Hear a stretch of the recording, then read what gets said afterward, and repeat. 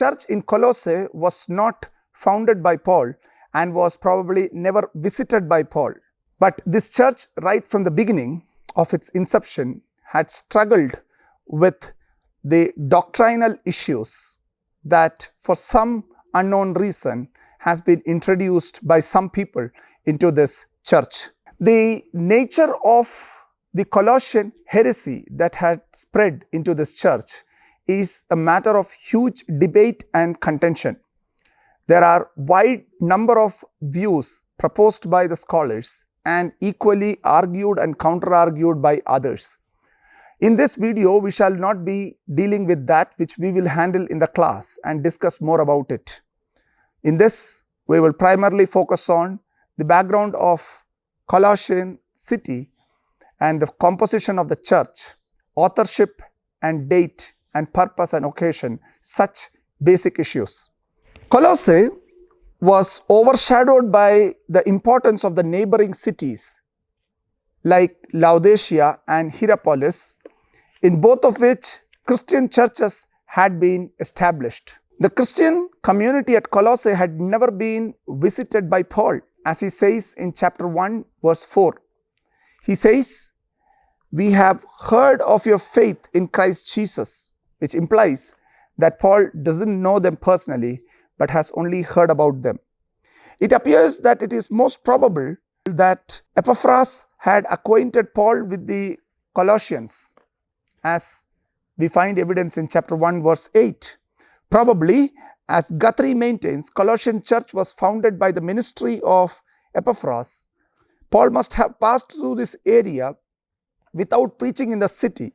Historical, demographical study proves that the population of the city consisted mainly that of indigenous Phrygian and Greek settlers, but according to Josephus, there were Jewish settlers from Babylon and Macedonia as a result of resettlement done by Antiochus III.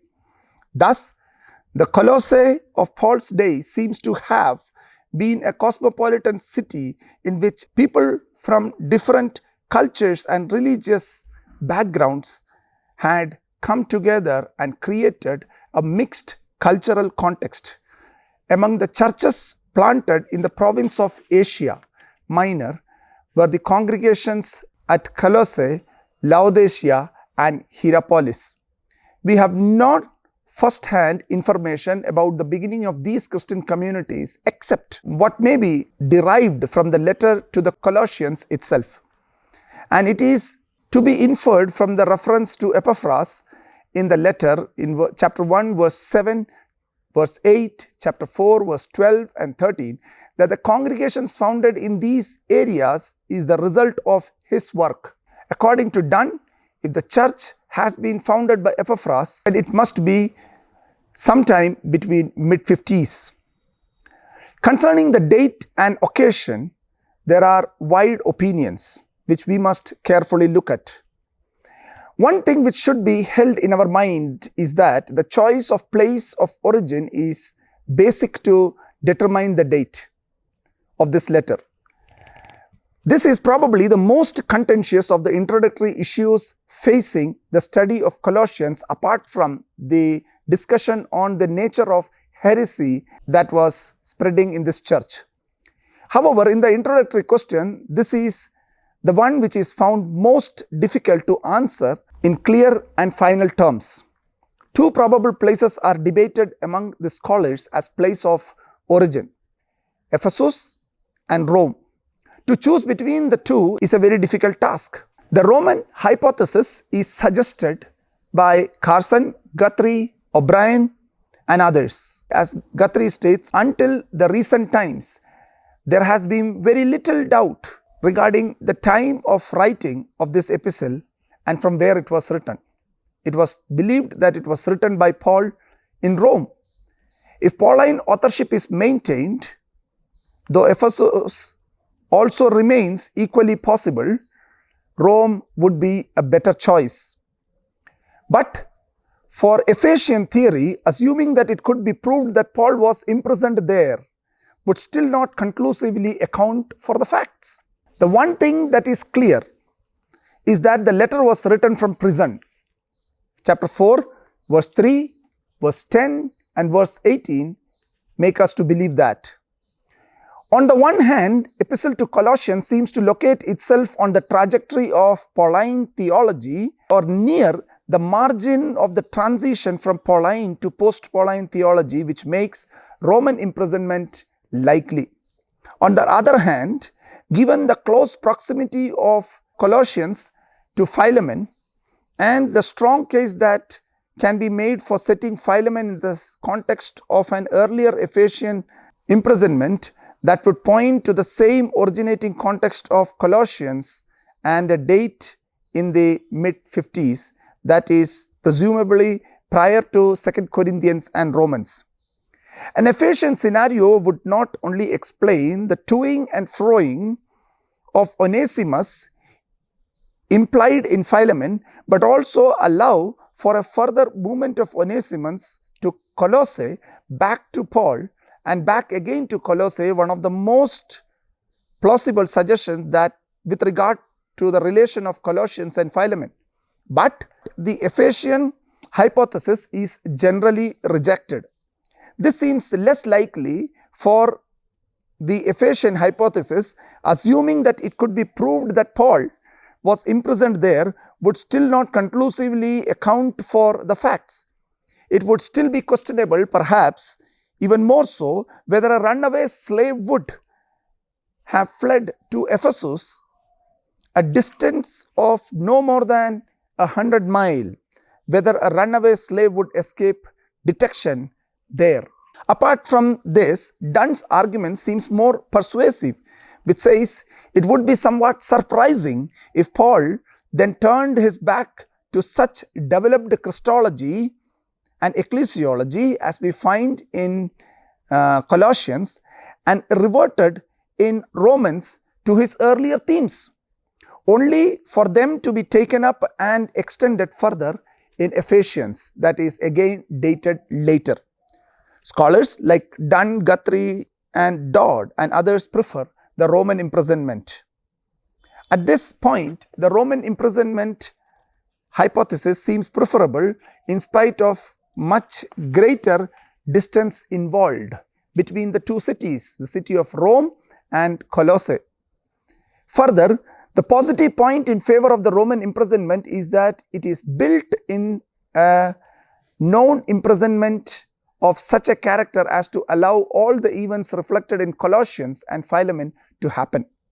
Guthrie explains, the presence of Luke with Paul is supported by the Act record, whereas the Ephesian ministry of Paul does not occur in a V section, and it must reasonably be doubted whether Luke was with Paul during this period. On the other hand, it would seem from Acts 27:2 that he accompanied Paul to Rome and may well have shared to some extent in his privation. This evidence from Acts seems more in support of a Roman than an Ephesian imprisonment. Thus, there is no much evidence for the date, and clearly a good deal depends upon our conclusion about the place of imprisonment. If we think that Rome was the place from where this letter was sent, then it must be dated in early 60s, perhaps 60 to 62.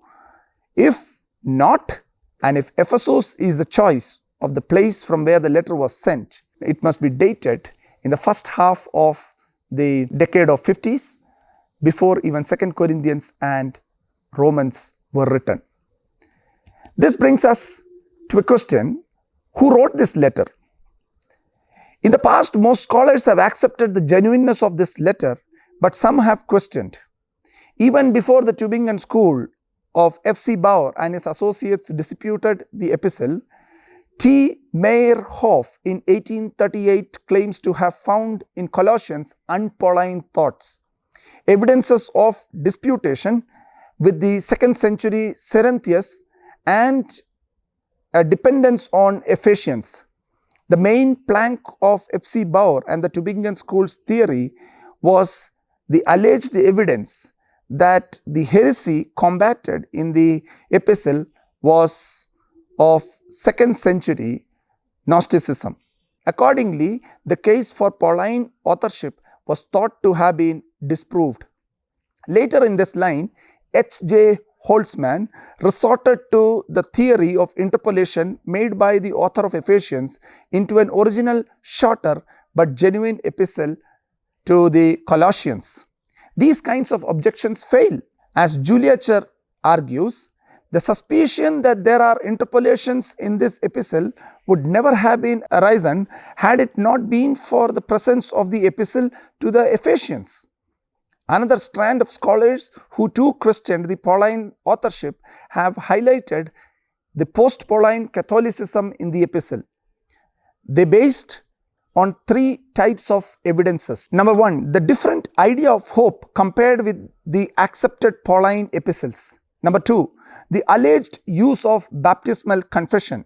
And number three, the claim that Epaphras was the one who established this church lends support to the idea of apostolic succession.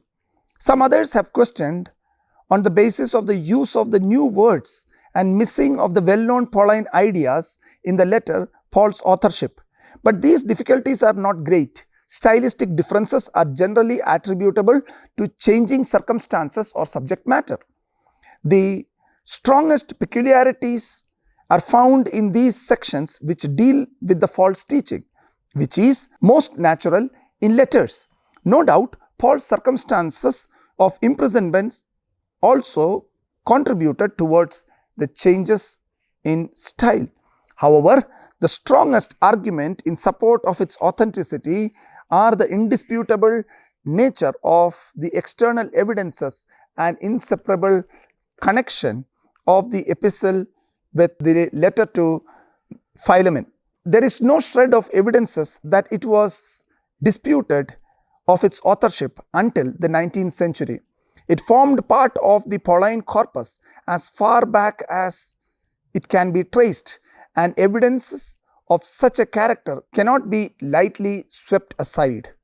The strong external evidence is further supported by the close link between the epistle and Philemon, whose authenticity has been challenged by only the most extreme negative critiques. The reason for maintaining this link may be stated as following. Both contain Timothy's name with Paul's in the opening greeting, Colossians 1 verse 1 and Philemon verse 1. Number 2, greetings are sent in both letters from Aristarchus, Mark, Epaphras, Luke and Demas, who are all clearly with Paul at the time. Colossians 4, 10 to 14 and Philemon 23 and 24. In Philemon verse 2, Archippus is called a fellow soldier, and in Colossians 4:17, he is directed to fulfill his ministry. Number 4, Onesimus, the slave concerning whom the letter to Philemon is written, is mentioned in Colossians 4:9 as being sent with Tychicus and is described as one of you. In the light of this data, it is impossible to imagine that the two epistles were sent at different times, and since the authenticity of Philemon is generally unquestioned, it carries with it the certainty that Colossians is a genuine work of Paul.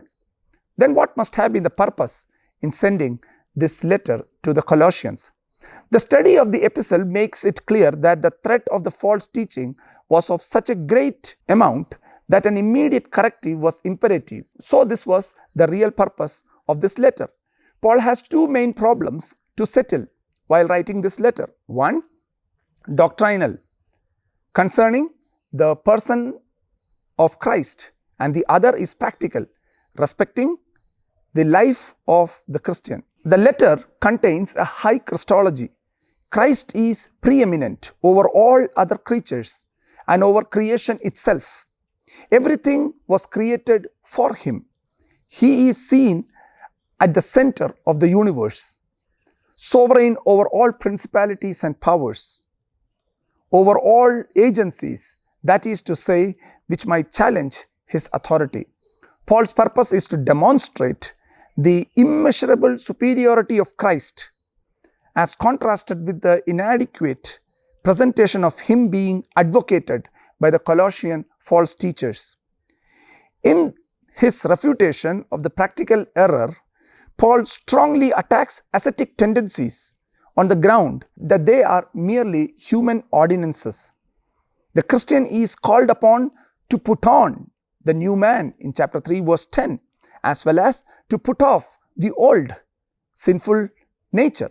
A Christian is called upon to take positive action which is linked with prohibition, in contrast with rigid asceticism which always tends to overstate negative to the neglect of the positive. Thus, we may conclude that although the city of Ephesus could be a strong contender in deciding the place of origin of this letter, Rome seems to be the most probable one. Then, in that case, along with Philemon and Philippians, during the same time, Paul wrote Colossians to the people in Colossae, somewhere between AD 60 to 62. Challenge was to teach them that the false teaching that is spreading among them has serious problem with Christology. Their teachings on Christ is not satisfactory and not coherent with the pure gospel. Paul did not find this church. Perhaps it is Epaphras who established this church. But Paul feels that he is responsible to correct them, having known the problem that they are facing at this stage.